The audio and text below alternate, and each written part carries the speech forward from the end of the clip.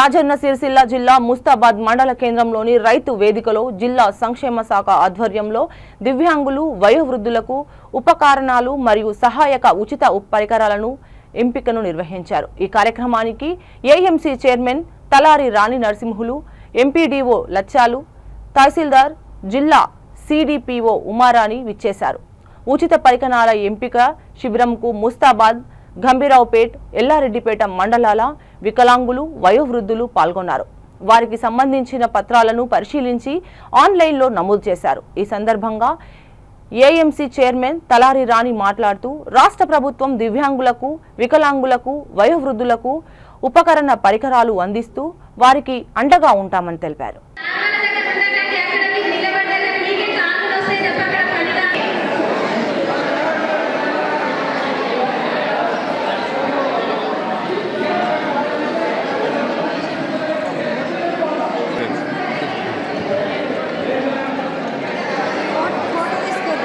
సరే వినండి।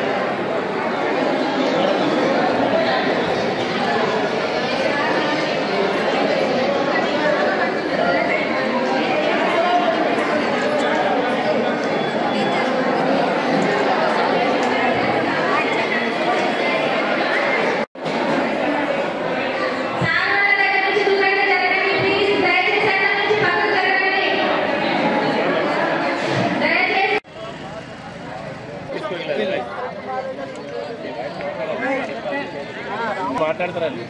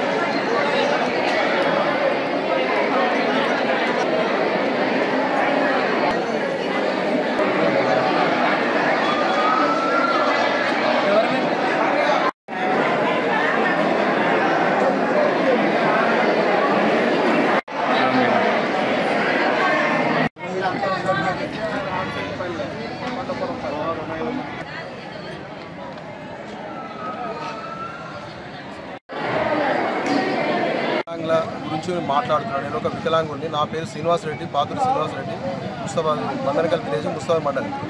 మాకు ఇక్కడ క్యాంపు పెట్టిర్రు, ఇక్కడికి రమ్మన్నారు, ఊళ్ళో జాటింపు చేసిర్రు, వచ్చినాం ఇక్కడికి।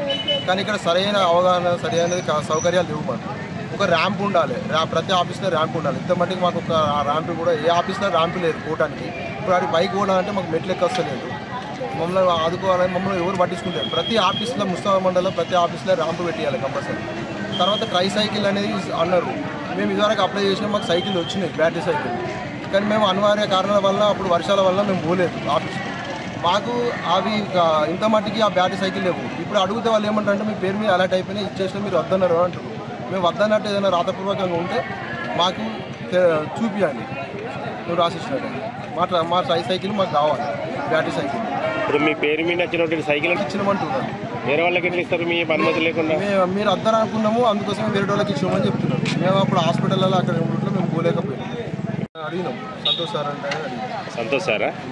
ఏంటి ఆయన పేరు? దేనికి ఇంట్లో పనిచేస్తారు, దీనికి సంబంధించిన? నమస్తే అండి।